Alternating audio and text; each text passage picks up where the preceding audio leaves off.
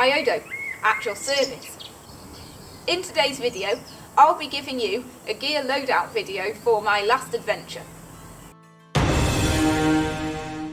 But before we start, I'll just mention this one thing. This is in no way an accurate historic kit. It's based off Tolkien's Lord of the Rings, but it's also not an accurate fantasy reenactment kit either, because there's quite a lot of modern stuff still in here.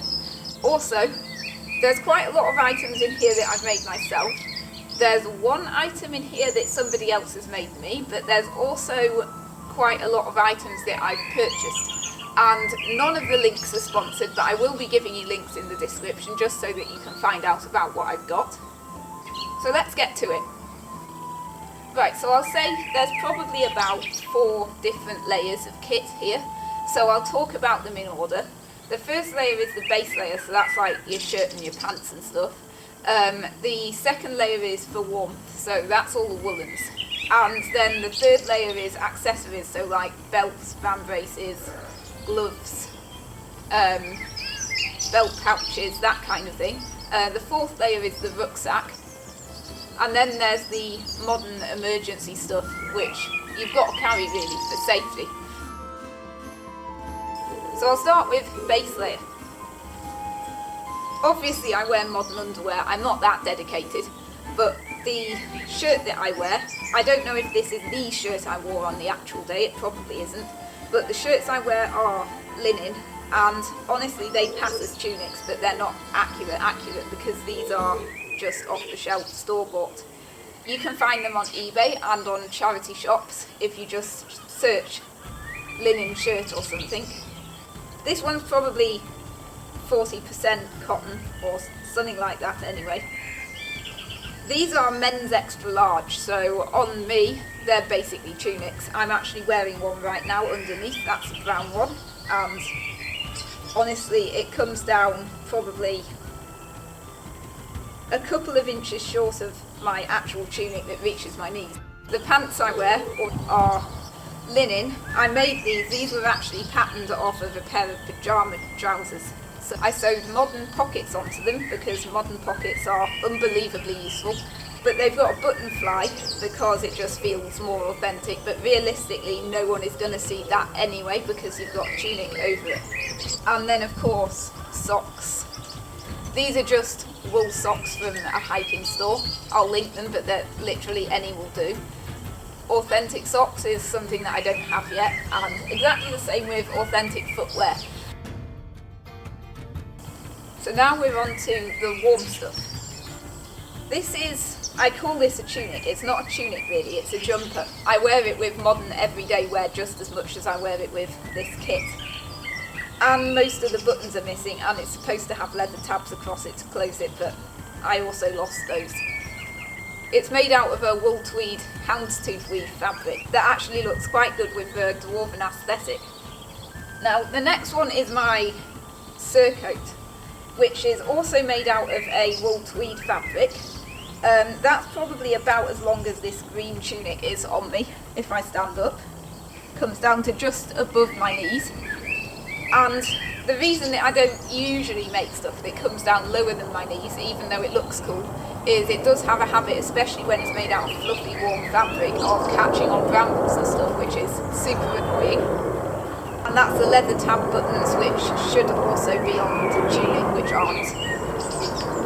And then I've got the hood. The hood is made out of the same fabric as the tunic, as you can see. That is almost a Viking hood pattern, but I change it very slightly, so the front square is, instead of being a complete square, is slightly diamond, so it better matches your shoulder angle. And then I put a couple of inches flat in the front so that it stays open better. Onto legs. If you've heard of a thing called wool single hose, this is like a massive cheat, by the way. This is not how wool single hose are meant to be used, this is just how I use them.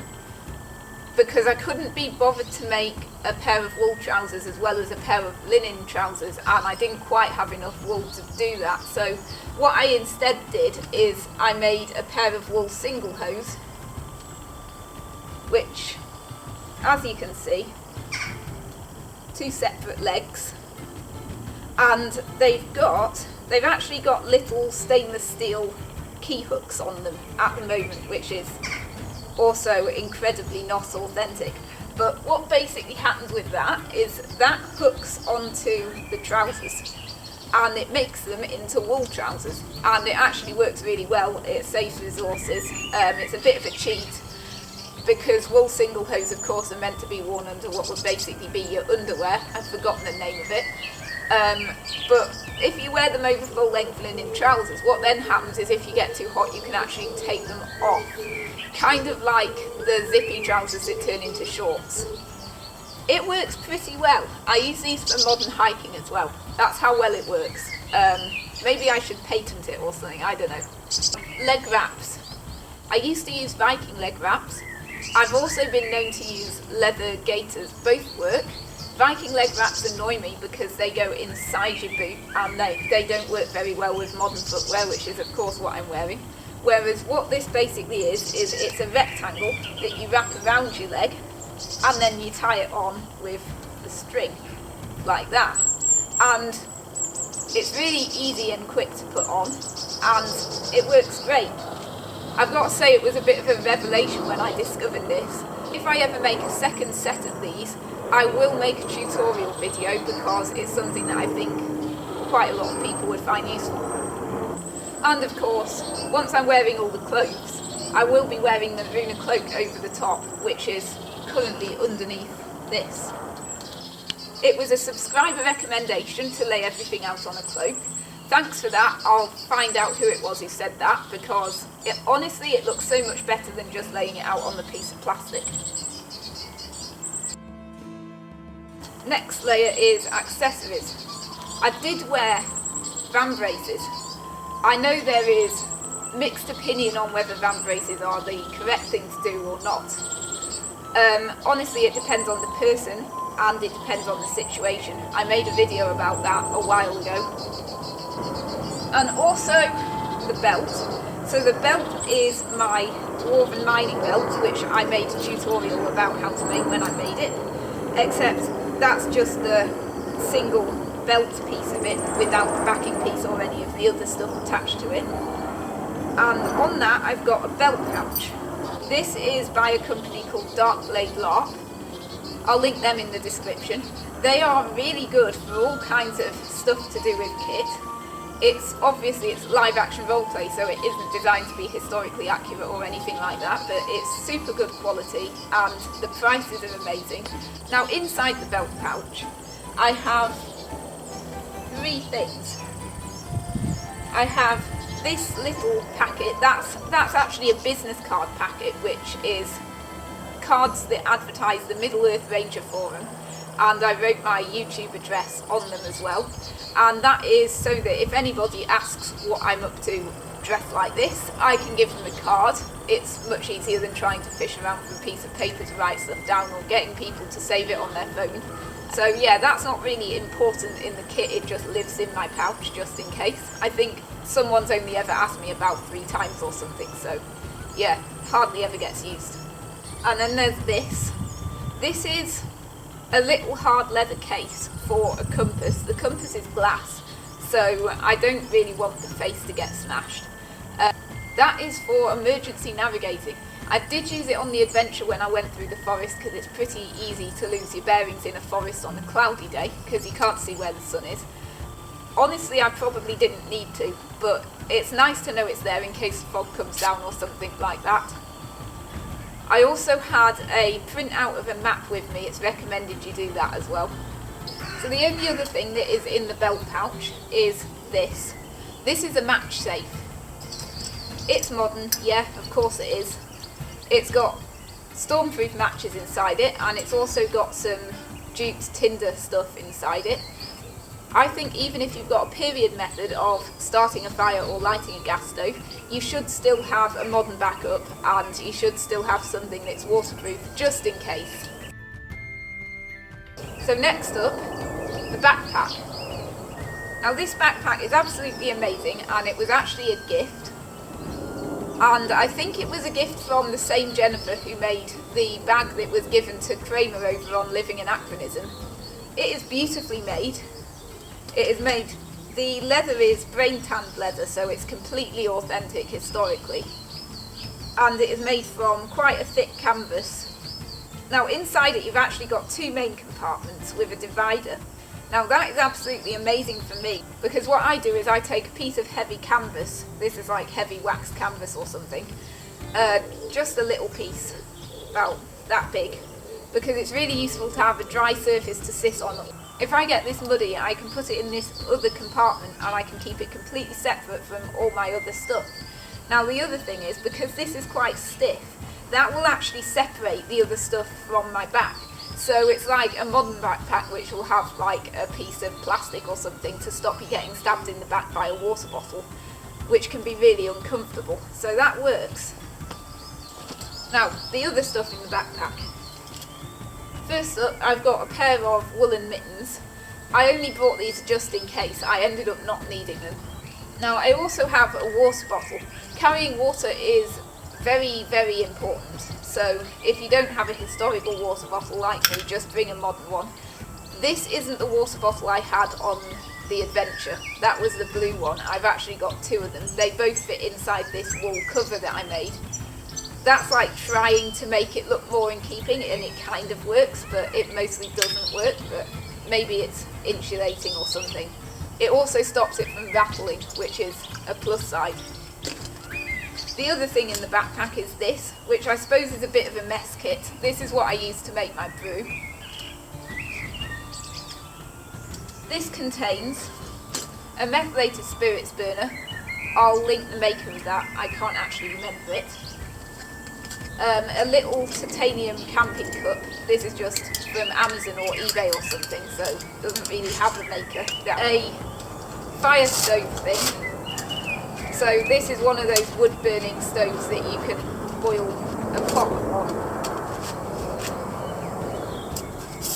There.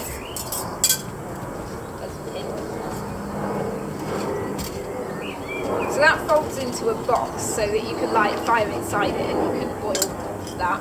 I haven't actually ever used it with this one, which is why this one's clean. I've only ever used it with the bigger pot. But what I do use is, that's got a hole in for putting the wood into it, but I made a little aluminium thing that you can stick on there. And once that's stuck on there, you can use it as a windshield around this. So that was very, very helpful on the adventure, because yeah, you saw the weather. What I will be doing eventually is making like a leather or a linen pouch for this, because the nylon Velcro one is kind of not very in keeping with all the rest of the stuff. Oh yeah, that's just a linen bag for that, because otherwise it rattles against the pot, which is really annoying. Now the pot has got tea bags so I could make a brew, and it's also got a little cloth for drying the cup so that it doesn't make my bag wet. Now this is methylated spirits fuel for the spirit burner. It's a little nitroline bottle. Now this contains exactly the same amount of methylated spirits that fits in that methylated spirit burner. So I would recommend you bring more than you need if you're going to be in a survival situation or for multiple days or something, because if you knocked that over you'd be in trouble. But because I was just out for a day and I wasn't really going to be in trouble if I had to drink a cold cup of water instead of a warm cup of tea, I didn't really worry about that. Now that has actually got leather sewn around it. I did that when I was on holiday and I was bored, and I thought that it might make it look more oldie-wildy. It doesn't work, but what it does do is it means I can't see how much methylated spirits is in the bottle, so don't do that. Now this is the only other thing that was in the backpack. I didn't use this, and I basically never use this. It's just a just-in-case item, and the backpack is somewhere to keep it. It is a folding wood saw. It's by Opinel. The only reason I got the Opinel one is because it's got a wooden handle, so it feels a bit more, I don't know, like it might belong, even though it really doesn't. Put it in a nice linen bag and it's fine. Video equipment. This is my tripod. It's a nice, compact, lightweight carbon fibre thing. I've never really trusted carbon fibre because I know it can smash, but honestly, lightweight so that you can kind of forget it's there if you stuff it in the bag and you're not filming, it goes a long way. I'll link what tripod it is. I've got 2 tripods so I can film the tripod and I can talk about it, but I haven't got 2 cameras, so yeah. The camera is there. It is an Olympus TG6 tough camera. It is fully waterproof and impact proof, which is a very good thing given how many times the tripod fell over. Quite a lot of you said in the comments that if I had a lapel mic it would help with the audio quality. I'm not going to do that anytime soon because I'm bad enough at video editing as it is, and I honestly don't think I'm skilled enough to deal with separate audio.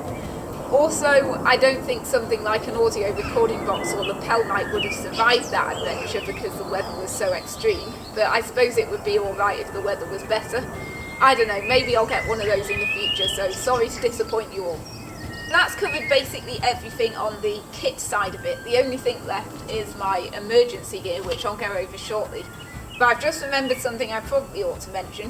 When I was talking about the warm wool gear and that, I actually am wearing everything that I haven't got on there because I've got to show you it all. This is a wool tweed short sleeve coat. This is amazing at keeping out the wind because it's about twice as thick as the surcoat. I have no idea why I wasn't wearing it on that adventure, but I guess I just forgot it existed. But I should have been wearing it. Emergency stuff. So, obviously it doesn't matter how good your medieval or fantasy kit is. You're not going to want to venture into the wild without some kind of kit to deal with any kind of emergency you might have. I'll go over this very quickly because it obviously isn't really relevant to all of this, but I highly recommend that you at least have some basic items out of this. So this is basically my everyday EDC. I don't need to bring all this on that kind of adventure, but it's easier just to put this straight in there and not worry about it. Sorry about the jet noise. So, what have I got first? This is a one tigress pouch of some kind. I can't remember which one it is, I'll link it. But it doesn't really matter, it's just a handy way of keeping all the stuff together. And on the outside of it, I've got a flashlight. Now this is mainly just because it's everyday EDC, so I might be out in a town at night or something. Now inside, I think I'll go in order of importance. The first thing you should have is a way of calling for help. That's a mobile phone. Now the next most important thing I would say to have on a wilderness adventure is this. This is just basic. This is absolute basic first aid. Inside here I've got some band-aids and I've got a dressing pad and I've got one of those wound cleaning wipe things. And I've also got 2 doses of paracetamol in case somebody gets a headache or something. And I've got some water purifying tablets. Now the next important thing is probably this. That is a mylar foil blanket. These are lifesavers. They're very cheap. I recommend you have one. And then I've got a signal mirror. Obvious uses. Never used it, but just in case. Now the next stuff, probably not so important. I've got a signal whistle thing for emergencies. I've got a pen and some paper ripped out of a waterproof notebook. You know, those all-weather ones, just in case I need to write anything down. And I've got some paracord bracelet thing, in case I need any cordage for any reason. And I've got this, which is the duct tape lighter, which is something that I invented, which is sounds really silly, but it's unbelievably useful for making emergency gear repairs because you've got duct tape wrapped around the lighter. And then that is a diamond knife sharpening thing. I think that was from Axminster Tools. So if I can find it and it's still made, I'll link it. And then I've got a Swiss Army knife. Now this has a non-locking blade which is shorter than 3 inches, so it's UK EDC legal, which is definitely something you need to look into, is your local laws on what you can and can't carry. It's important to be aware of that for obvious reasons. And then the last thing is actually a tourniquet. So that's that. So I think I've now covered just about everything. This is the first gear loadout video I think I've ever made. If it gets a bit rambly for you, I apologise for that. I'll put a note at the beginning saying that there's different chapters and you can skip bits and all that. Let me know what you think in the comments. Again, none of this stuff is product recommendations with promotional links or anything like that. I'm making absolutely no money from saying what gear I use. But if I didn't say what gear I used and what manufacturer everything was and things like that, you'd all just ask in the comments, so I may as well put it on the video. So thank you very much for watching. Hope you found at least some of that interesting, and I'll see you in the next video.